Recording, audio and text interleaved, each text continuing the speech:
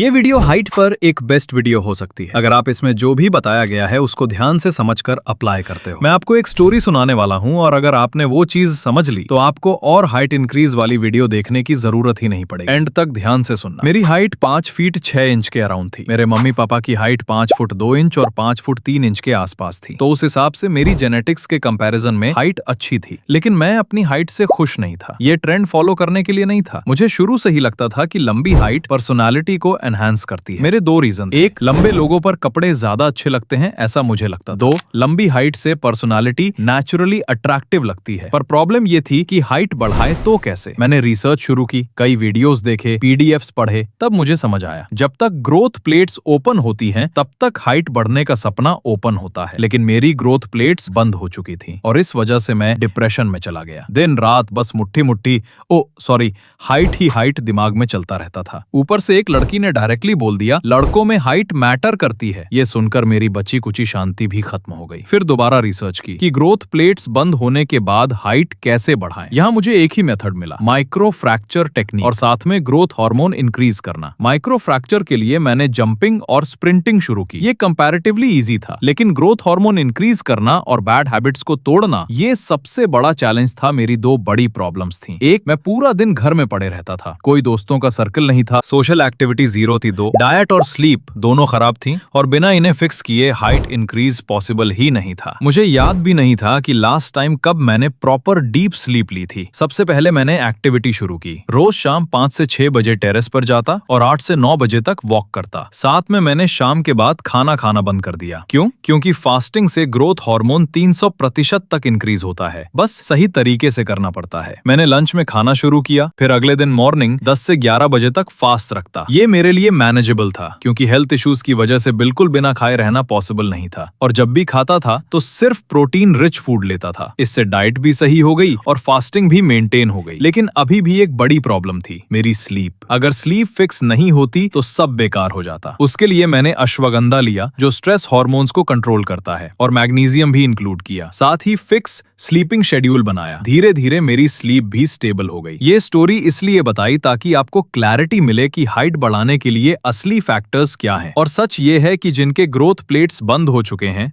उनके लिए simple 3 pillars ही काम करते हैं, स्लीप, डाइट और एक्सरसाइज। साथ में स्ट्रेचिंग और पोस्चर बेस्ड एक्सरसाइजेस ऐड करो। अगर आप जेन्युइनली फॉलो करते हो तो 2 से 3 इंच तक हाइट बढ़ाना पॉसिबल है। याद रखो, हाइट के लिए कोई मैजिक पिल नहीं है, सिर्फ कंसिस्टेंसी और राइट मेथड्स काम करते हैं। डिस्क्रिप्शन जरूर चेक करना, उसमें मैंने एक पीडीएफ भी प्रोवाइड की है जो आपको काफी हेल्प करेगी हाइट इंक्रीज करने में। अगर कोई मुझसे एक से एक पर्सनल गाइड या कोर्स लेना चाहता है तो वो भी अवेलेबल है। डिस्क्रिप्शन में उसकी भी डिटेल्स दे दी हैं। और हाँ, अगर इस वीडियो पे 1000 लाइक्स और 500 कमेंट्स आ जाते हैं तो नेक्स्ट वीडियो में मैं पेड पीडीएफ मेथड्स शेयर करूंगा जिसमें क्लियर बताऊंगा कि कौन सा मेथड वर्क करता है और कौन सा नहीं। इसलिए वीडियो लाइक करके शेयर करो और कमेंट करो पेड मेथड वीडियो।